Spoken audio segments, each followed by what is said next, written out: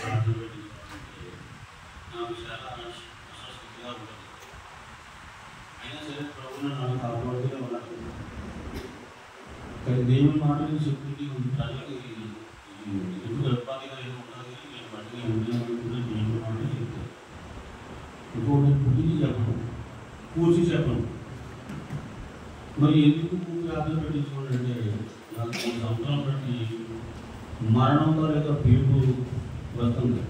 దేవుని సాగు అయ్యగారు అయ్యగారు వచ్చేది 1 సంవత్సరం 7 సంవత్సరం తీసుకెళ్ళి 10 రోజులు తీసుకెళ్ళి బస్సు వచ్చింది. మరి ఎక్కడ ఉంటే గంటలు లేకపోతే మళ్ళీ సరే దిగండి అన్న. మళ్ళీ సంవత్సరం కూడా అదే వచ్చింది. మళ్ళీ వచ్చి నేను సపోర్ట్ చేయాలి. మరి ఈ సంవత్సరం కూడా నాకు దేవుని పిలుపు, మరి దేవుని సిచ్యువేషన్ మరి ఏమో నాకు తెలియదు. కానీ మరి దేవుని సేవతో మరి సమయంతో కొంతకాలం ఉండాలన్న ఆశ.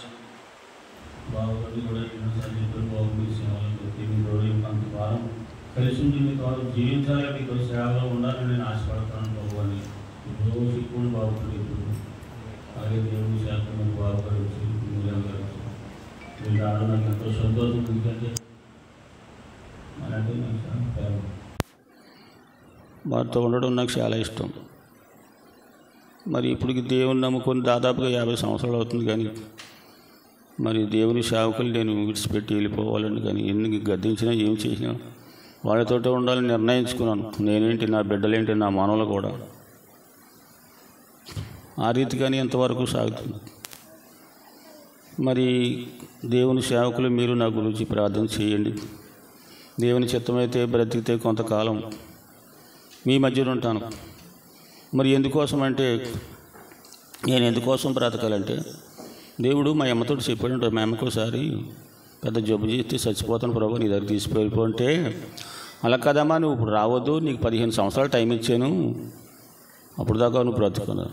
మరి ఎందుకు ప్రభు, నేను ఎందుకు బతకాలి 15 సంవత్సరాలు అంటే, అలా కదమ్మా నీ పిల్లల కొరకు నీ మనవల కొరకు ప్రార్థన చేయాలా, ప్రార్థన చేయమని చెప్పాడంట. అలాగే ప్రార్థన చేసింది మా అమ్మ. అందుకు మనం బ్రతకాలంటే, పెద్దలైన వారు ఎందుకు బ్రతకాలంటే మన పిల్లల కొరకు, మనం వెనకాల ఉన్న కుటుంబం కొరకు ప్రార్థన చేయడానికి బ్రతకాల, వాళ్ళు ఉద్ధరించడానికి కాదు. 15 సంవత్సరాలు బ్రతికిన తర్వాత మళ్ళీ మా అమ్మకి చిన్న జబ్బు వచ్చింది. ప్రభు మరి టైం అయిపోయింది, అయినా 15 సంవత్సరాలు అయిపోయింది, మరి నీ సన్నిధికి వచ్చేస్తాను. లేదమ్మా ఇంకా నీకు 3 సంవత్సరాలు టైం ఇచ్చానమ్మా, నువ్వు సిద్ధపడమని అంటాడు.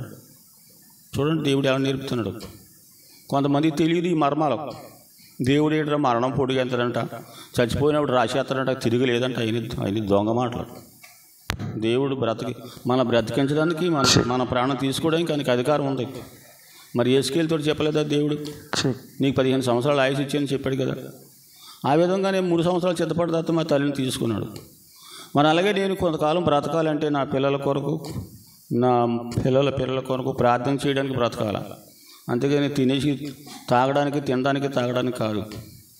మరి ప్రభు కూడా ఎన్నోసార్లు నేను దేవుణ్ణి నమ్ముకోకపోతే రాదు, మనం అక్కడ చెప్పాను చంద్రనగర్ ఇంటికాడ, నేను దేవుణ్ణి నమ్ముకోకపోతే ఇంతకాలం బ్రతికుండను సరికదా, నా జీవితం కూడా ఎలా ఉన్నట్టు ఒక పిచ్చుడై మెంటలుడై దేశాలను తిరిగినట్టుగా ప్రభు చూపించాడు. ఇందుకే ఎలాగే నువ్వు తిరుగుతావు సొమ్మను అలాగే తిరగల. దేవుణ్ణి నమ్ముకోవడం ఎంతో మంచిది. దేవుణ్ణి నమ్ముకుంటే ఎవరు చెడిపోరు.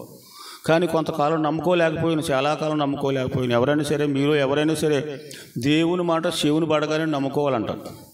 నేను అలా నమ్ముకోలేకపోయినా చాలా దుర్మార్గుడు, అలాగ మీరు ఎప్పుడు చేయకండి, నేను మంచివాడిని కాదు. మరి దేవుని సేవకులు అయ్యగారు 1967 ఏప్రిల్లో 2వ తారీఖున మారు మనసు పొందిన తర్వాత మా గ్రామాన్ని పట్టుకున్నారు, ఎలగలపాలని. అప్పుడు మా ఊళ్ళో ఈది మీటింగ్ పెడితే అప్పుడే నేను దేవుణ్ణి నమ్ముకోవాలనుకున్నాను చిన్నప్పుడు. అప్పుడు మా ప్రశాంత్ కంటే ఇంకా చిన్న ఉండనమాట అప్పుడు. కానీ అప్పుడు నమ్ముకుంటే నా బ్రతుకు, నా జీవితం ఇంకా ఎలాగుండు, ఇంకా చాలా మంచిగా ఉండు. నమ్ముకోలేకపోయింది. తర్వాత నేను 1972లో ఇంటి దగ్గర కార్పెంటర్ పని చేస్తుంటే అయ్యగారు ప్రతి నెల కూడా వచ్చి, తమ్ముడా నువ్వు దేవుణ్ణి నమ్ముకో, నువ్వు ప్రార్థనకు రానివారు. అయ్యగారికి ఎన్నో ప్రశ్నలు వేసి అడిగి కూడా తెలియదు ఏమంటే చెప్పేవారు. అవన్నీ చెప్పాలంటే చాలా టైం అనుకోండి, చెప్పేవారు. కానీ చాలా కాలం చెప్పారు, దాదాపు 10 సంవత్సరాల వరకు నాకు బోధించేవారు, విడిచిపెట్టేవారు కాదు. మరి ఏదైనా పని చేయాలంటే, మనసున ఏదైనా చేయాలంటే మా చేత చేయించేవారు. ఎందుకంటే ఎలాగన్నా సరే ఎలాగోలాగా ప్రార్థనకు నాకు కొద్దామని. ఆ విధంగా అప్పుడు దేవుణ్ణి నమ్ముకున్న కాడి నుంచి నాకు మరణం అయితే వెంటాడుతూనే ఉన్నది, కానీ మరి నాకు భయం లేదు. ఎందుకంటే దేవుని సేవకులు ఉన్నంతకాలం నేను ఏమనుకున్నానంటే అయ్యగారు ఉన్నంతకాలం నాకేం భయం లేదు, నాకు స్వావే ఉండదు, చచ్చిపోయినా సరే అతను బ్రతికించగలరు, అలాంటి ధైర్యం ఉండేది. కానీ మరి ఆయన చనిపోయిన తర్వాత కూడా మరి సహవాసంలో మరి బిడ్డలు ఉన్నారు, కొంతవరకు ప్రార్థన చేస్తున్నారు. మరి కొంతకాలం నేను బ్రతకాలంటే మరి ఈ పిల్లల కొరకు ప్రార్థన చేయడానికే బ్రతకాలి. ఇంకోటి ఏం చెప్పాడంటే దేవుడు అప్పుడెప్పుడో చెప్పాడు, నీ పిల్లల గురించి నీ భార్య నేను బ్రతికిస్తున్నాను అన్నాడు. మా పిల్లల గురించి, ఎందుకంటే పిల్లలు దిక్కుమాలిపోతారని. చాలా గ్రహించండి, చాలా జాగ్రత్తగా వినండి మాటలు. వీడేదో చెప్పేస్తున్నాడు, ఈ దొంగ పొల్లి మాటలు, ఎలాంటి మాటలు చెప్తాడు ఇప్పుడు, సావు గురించి, బతు గురించి, తిండి గురించి అనుకుంటాం. ఎవరైనా తిరాయించకండి సొంగ, దేవుని మాటలు చెప్తున్నాను నేను. మరి ఓ మాట అనుకుందండి, మరి నా పిల్లల గురించి నా భార్య నేను బ్రతికించేటండి. మరి మేము 4 పిల్లలమే, నాకే తప్ప మా తండ్రి రూపం సరిగ్గా ఎవరికి తెలియదు, ముగ్గురికి. మా దేవుడి దగ్గర అసలు తెలియదు. మా చెల్లెమ్మ తా నెల పిల్ల, అప్పుడు చచ్చిపోయాడు మా తండ్రి. మరి మా ముఖం చూసి మా తండ్రిని ఎందుకు బతికించాలి చెప్పండి, దానికి అర్థం. వాళ్ళు దేవునికి లోబడలేదు, దేవుని దగ్గర రాలేదు. దేవుని దగ్గరికి వచ్చి దేవుని లోబడితే ఒకరి గురించి ఒకరు బ్రతికించాడు. తెలిసండి, ఒక కుటుంబంలో ఒకరు పాపం చేసేటంటే అతను పెట్టి ఇంకొకరు తీసేస్తాడు. ఒక తండ్రికి 4 పిల్లలు అనుకోండి, అందులో ఒక పాపం చేస్తుంటారే, నీ గురించి నీ తండ్రిని నీ తల్లిని తీసేస్తాను అంటాడు. అలా సాక్ష్యాలు చెప్పిన చాలామంది ఉన్నారు, వాళ్ళ పేర్లు నేను చెప్పను. కానీ ఒకరు మంచిగా ఉంటే, అందరూ మంచిగా ఉంటే పర్లేదు, ఇలాంటివి ఎన్నో జరుగుతున్నాయి.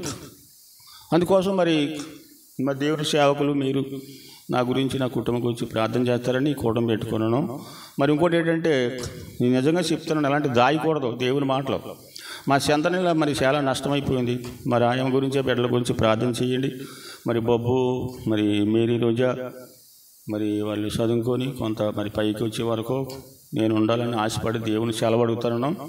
తర్వాత ఇంకోటి ఏంటంటే, మా చెంతనీళ్ళ గొడవ విషయంలో చాలా తప్పు చేశాను. నేను ప్రేమల మా ఆవిడ ముగ్గురం కలిసి గాంధీరావు రావచ్చు, కానీ తప్పు లేదు. కానీ చెంతనీళ్ళు తీసుకురావడం చాలా 100కు 200 తప్పు. ఆమెను అక్కడే జోగింపేట నేను విడిచిపెట్టేసి రావాలి. అసలు నేను అలా చేయలేకపోయినా అది చాలా పెద్ద తప్పు. నాకు ప్రభు మళ్ళీ చూపించారు, అది నువ్వు నా ఎడలు నువ్వు చాలా తప్పు చేసావు అన్నారు. ఎందుకంటే నేను ఆమెకి దేవునికి సమర్పించింది. అప్పుడు అక్కడే వదిలేసి రావాలి. సావైన బతికాను, నువ్వు అక్కడే చనిపోమా, బతుకు సత్యసావు అని అక్కడే వదిలేసి రావాల్సింది. కానీ వెనకాల తీసుకొచ్చిన చేత ఆమెకు నష్టం జరిగింది, నా వల్ల జరిగింది. అది పనిపుత్రుల యొక్క పాపాలు ఉన్నాయని చెప్పారు, కానీ ఎన్ని పాపాలు ఉన్నా సరే దేవుడు క్షమించండి, ఎన్ని పాపాలు ఉన్నా సరే. ఇంకోటి ఏంటంటే మీకు చెప్తున్నాను, ఛానల్ బట్టి నేను ఎవరికి చెప్పలేదు ఈ విషయం. నాకు దేవుడు పెద్ద జబ్బు పెడుతున్నాడు చెప్పాడు. పెద్ద జబ్బు, చిన్న జబ్బు కాదు, మరణకారమైన జబ్బు. ఎప్పుడు చెప్పాడంటే అది 1986 సంవత్సరంలో చెప్పాడు. మరి ఎందుకు పెడుతున్నావు ప్రభు నాకు ఈ జబ్బు అంటే, అది నీ పితృల పాపం అన్నాడు. మరి నా పితృల పాపం అంటే నాకెందుకు పెట్టాలి, మేము ముగ్గురు అందమంలో ఉన్నాం కదా, ఎవడు కూడా పెట్టవచ్చు కదా, నాకెందుకు పెడతాను అని అడిగాను. ఇంట్లో పెద్దోడు కాబట్టి నీకే పెడతాను అన్నాడు.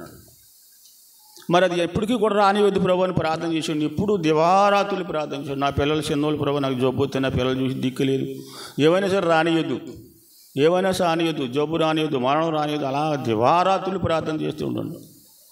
గాంధీనగర్ వచ్చాక కూడా పిల్లలు పెద్దోళ్ళు అయ్యిందాక, పెళ్ళిళ్ళు అయ్యేదాకా కొంచెం ప్రభు.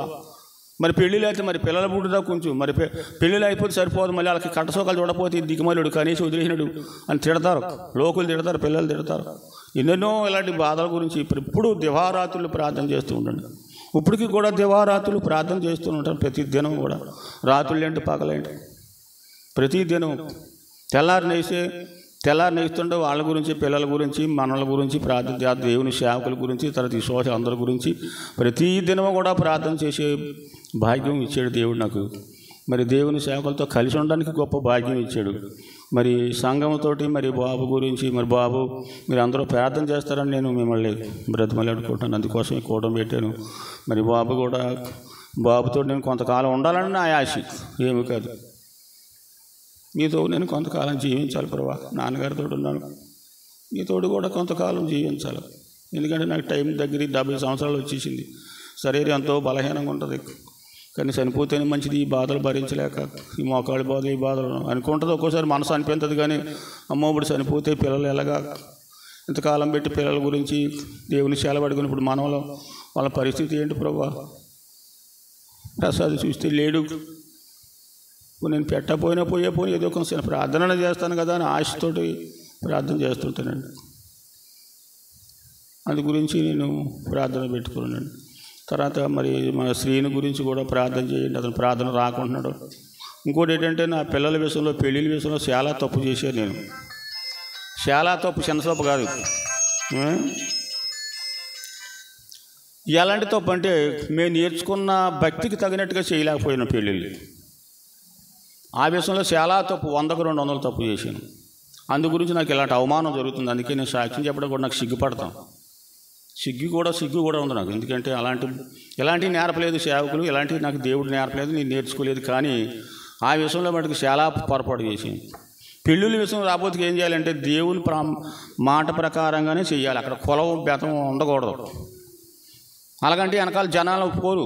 వీడు పిచ్చోడు, వీడు మెంటలోడు, వీడు ఎలాగో అంటాడు.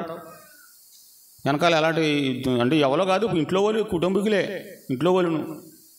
పెళ్ళిళ్ళు రాబోతుకి నాకు దేవుడు చెప్పించాడు. చంద్రాల గురించి ఒకసారి ప్రార్థన చేస్తున్నాను. ఎక్కడ చేస్తున్నాను? పొలంలోకి వెళ్ళి 5 గేదెలు ఉండి, చిన్న గేదెలు ఆదివారం పూట పొద్దున్నే 10 గంటల ప్రార్థన పెట్టారు. పొద్దున్నే గేదెలు తోలికెళ్ళి పొలంలో మేపుతానే ఆ గొట్ట మీద కూర్చొని ప్రార్థన చేస్తాను అనమాట. ఆదివారం ప్రార్థన చేస్తుంటే ఒక దర్శనం జరిగింది. ఒక కుర్రోడు వచ్చాడు, సూట్ కేసు కట్టుకొని. అమ్మగారు నేను చందనేలా ఉన్నాం. అప్పుడు అమ్మగారు అంటాను, బాబు ఈ అమ్మాయిని నువ్వు పెళ్లి చేసుకో బాబు, ఈ అమ్మాయి దగ్గర భక్తి ఉంది, బంగారం లాంటి పిల్ల, ఈ అమ్మాయిని చేసుకో అని అమ్మగారు చెప్తున్నారు. ఎప్పుడు ఉదయం 8 గంటల వేళ, అప్పుడు ఉదయం 8 గంటల వేళ పొలంలో గొట్టము కూర్చొని ప్రార్థన చేస్తుంటారు. మీరు నమ్ముతారో నమ్మకపోవచ్చు, దేవుని మాటలు చెప్తున్నాను నేను. అలాంటి కుదరాలు, అలాంటివి చెయ్యాలన్నమాట నా పిల్లల సంబంధాలు. కానీ చేయడానికి నాకు శక్తి సరిపోతుంది కదా, వెనకాల సపోర్ట్ కూడా లేదు. ఏమైనా సరే ప్రభువు చూపి దేవుని నమ్ముకున్న తర్వాత మనం కులాలు, చుట్టాలు, బంధువులు ఇలాంటివన్నీ విడిచిపెట్టాలండి. విడిచిపెట్టకపోతే చాలా దౌర్భాగ్యం. అందుకని నా కుటుంబం నాకు చాలా సిగ్గుపడతాను, చాలా బుర్ర దించుకుంటాను, తల ఎత్తుకుని తిరగలేకపోతాను. ఎందుకంటే తాగుబోతులు నా పిల్లలు సుట్టగా అగ్గిచ్చారు కాదు, సుట్టగా అగ్గి తెలిసినండి. ఎవరైనా సుట్టగా ఇస్తారంటే సుట్టగా అగ్గిచ్చారు కాదు, సుట్టగా గీయడం అక్కడ మందులు వేసుకుంటేవారు వచ్చినారంటే మరి నాది తప్పు. నా భార్యది నాది. నా భార్యకి అంతకంటే దుర్మార్గం, దుష్టురాలు. ఏమైనా సరే పట్టుబట్టాలన్న జ్ఞానం లేదు. నేర్చుకున్నది ఒకటి, చేసింది ఒకటి. ఇస్రాయేల్ గారు అంటారు, మాయ గారు మీరు చాలా నేర్చుకున్నారు కానీ మరి పరిస్థితులు బాగోలేదు అంటారు. బాబు గ్రహించారు, చాలా వరకు గ్రహిస్తారు. అది చాలా తప్పు చేశాను. పెళ్ళిళ్ళ విషయంలోని చాలా తప్పు చేశాను. 20 సంవత్సరాలు జోగుంపేట మెట్ట తెక్కుంటా దేవుడు నన్ను అక్కడ పెట్టాడు. లేకపోతే నా భక్తి ఉండదు అక్కడ. మామూలుగా ఇంటికాడ నుంచి వెళ్ళి చేయాలంటే భక్తి ఉండదు. ఇంటికాడ నుంచి వెళ్ళకుండానే నువ్వు మందిరంలోనే ఉండని పెట్టాడు దేవుడు నన్ను, నా భార్య, నా పిల్లలు. లేకపోతే మాకు ఇలాంటి భక్తి అవ్వదు. ఇలా ఇంతకాలం నిలబడలేము, ఈ సావాసంలో ఉండలేము కూడా. చాలామంది వెళ్ళిపోయారు, సావాసంలో ఉండలేక వెళ్ళిపోయారు. ఎందుకంటే డూప్లికేట్ బతులు ఉండలేరు. ధనం కోసం ఆశించిన వాళ్ళు, డబ్బుల కోసం ఆశించిన వాళ్ళు, సుఖభోగాలు ఆశించిన వాళ్ళు ఉండలేరు. సహవాసం అంటే చాలా గట్టిది. సహవాసం అంటే కొన్ని కరువైన, కాటకమైన, తిండి లేకపోయినా, గుడ్డ లేకపోయినా, బొవ్వ లేకపోతే నుదురు నీళ్ళు దాకా బతకాల. అది సహవాసం యొక్క పట్టు. అలాంటి పట్టు నేర్పించాడు దేవుడు మాకు. కానీ ఈ విషయంలో చాలా పొరపాటు చేసిన చేత బుర్ర దించుకోవాల్సి వస్తుంది. మాట చెప్పడానికి నాకు శక్తి చాలేదు. పెళ్ళిళ్ళ విషయంలో చాలా తప్పు చేసింది నా పిల్లలకి. ఆ ప్రసాద్ గారు ఎలాగో కాలంగా అనుకుని వెళ్ళిపోయాడు. ఈ శ్రీబాబు గారు ఉన్నారంటే ఈ బాబు గారు మాట వింటున్నాడు. అక్కడ మంచోడు అనుకోనండి. తర్వాత చెప్పాడు దేవుడు ఈయన గురించి. ప్రసాద్ గురించి అయితే ముందేనే చెప్పాడు దేవుడు. దేవుడిని అనకూడదు, చంద్రనకి పెళ్లి చేయొద్దు, ఇంకా టైం ఉంది అన్నాడు. నాతో చెప్పాడు, చంద్రనతో చెప్పాడు. ఇద్దరము కూడా ఆలకించలేదు. ఆ పిల్లకి 20 సంవత్సరాలు చిల్లరైంది. మరి ఆ పిల్ల ఇలా చెప్పాడు దేవుడు, నేను ఏమైనా చేసుకున్నాను అన్నది. నేను చెయ్యను, దేవుడు ఎలా చెప్పాడు నేను అన్నది. చేసేయడం మంచిదనుకో చేసాను. ఈ చిన్న గురుగారు గురించి దేవుడు ఆ తర్వాత చెప్పాడు, వీడు మంచోడు కాదండి, వీడు చాలా దుర్మార్గుడు అని. దుర్మార్గుడు సన్మార్గుడు వచ్చి అయిపోయిన తర్వాత చెప్పాడు దేవుడు, మంచోడు అనుకో నమ్మేసి చేసాను. కానీ మేము చేసిన భక్తికి, మేము చేసిన నేర్చుకున్న దానికి ఇలా చేయకూడదు ఇద్దరు. నేను అందుకని తలదించుకుంటున్నాను. ఏం చేస్తాను, నలుగురిలోకి వెళ్ళడానికి సిగ్గు అండి. సుట్టకు అగ్గించోలేం కదా, తెలిసింది. అలా నేర్చుకున్నాను. నా పిల్లలు బొట్టెట్టుకోవడం తెలియదు, పుట్టారు కానీ సినిమా హాల్ తెలియదు, ఓ పండగ తెలియదు, సినిమా హాల్ తెలియదు, చుట్టాలు ఇంటికి వెళ్ళడం తెలియదు, కాటికి ఎట్టుకోవడం తెలియదు, బొట్టు ఎట్టుకోవడం తెలియదు. అలాగే దేవుని సేవకులు పెంచారు, వాళ్ళు పెంచారు, నేను కాదు. అయ్యా నా భార్య, నా బిడ్డలు మీరే నడిపించండి, నీతి మార్గం అంటే నడిపించారు. అలాంటి నేర్చుకొని ఇలాంటి దౌర్భాగ్య స్థితిలో బయలుదేరి ఎలాగా నాశనం అయిపోతాం అన్నమాట మేము. చాలా నాశనం, దౌర్భాగ్యం. నిజంగా చెప్పాలంటే నేను చాలా దుర్మార్గుడిని కూడా. అందుకే నా కుటుంబం వెళ్ళిపోయింది. ఆపోతే నా కుటుంబం వెళ్ళగలదు. ఏం చేస్తాను, ఎవరైతే చెప్పినా తెలియదు, మాట్లాడడానికి స్తోమత లేదు. మరి నా బిడ్డల గురించి ప్రార్థన చేయండి, నా మనవల గురించి ప్రార్థన చేయండి, నా గురించి కూడా ప్రార్థన చేయండి. బ్రతికితే కొంతకాలం మీతో ఉంటాను, లేదంటే నేను దేవుని దగ్గరికి వెళ్ళిపోవడానికి అంతకంటే నాకు సంతోషం ఏమి లేదు. కానీ మరి పిల్లలకి కొంత ప్రార్థన చేయడానికి నాకు కొంత ఆదరణ ఉంటుందని నా ఆశ. మరి సాక్ష్యం దీవించిన కానీ దేవుని సేవకులు మీరు నన్ను క్షమించండి ఏదైనా పొరపాటు ఉంటేనే. ఎందుకంటే నేను ఏదైనా చెప్పేది గట్టిగా చెప్పేస్తుంటాను, ఇదేంటి ఎలా చెప్తుంటాను అనుకుంటాను. ఇవన్నీ దేవుని మాటలే, నా సొంత మాటలేం కాదు. నేను చాలా దౌర్భాగ్యుడిని, బేగా లోబడలేదు. అయ్యగారు అందుకే నా గురించి సాక్ష్యం చెప్పించుకోండు. ఎందుకంటే ఎక్కడికి వెళ్ళినా నన్ను తీసుకెళ్ళి సాక్ష్యం చెప్పించుకోండు. ఎందుకు చెప్పించుకోండారంటే ఇతని కోసం ఇన్ని సంవత్సరాలు నేను దివారాతులు ప్రార్థన చేసి అప్పుడు వచ్చాడు నా దగ్గరికి అని చెప్పించుకుంటారు. అయ్యగారు చాలా ప్రార్థన చేసేవారు, అమ్మగారు అయ్యగారు ప్రార్థన చేసి రక్షించుకున్నారు నన్ను. ఏంటి నన్ను నా కుటుంబాన్ని ప్రార్థన చేసి మనల్ని అందరం అంతే. వాళ్ళు కన్నీరు కాచి దివారాత్రులు కన్నీరు కాచి ప్రార్థన చేసి రక్షించుకున్నారు. అంతేగాని ఇంటింటికి వెళ్ళి మీరు ప్రార్థన రండి బాబు, లేకపోతే ఈదులో ప్రార్థన పెట్టి డబ్బు కొడతాను బాబు, బొయ్యి పడేయండి బాబు, ఎలాంటివి కాదు. దేవుని సాగులు చేసేది ఇంటికాడ ఉండి ప్రార్థన చేసేవారు, అంతే కన్నీరు కాచేవారు.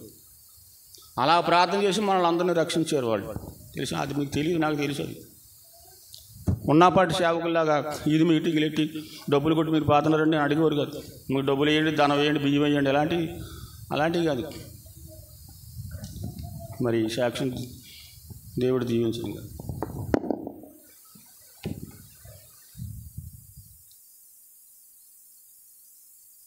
ప్రార్థన చేసుకుంటాం.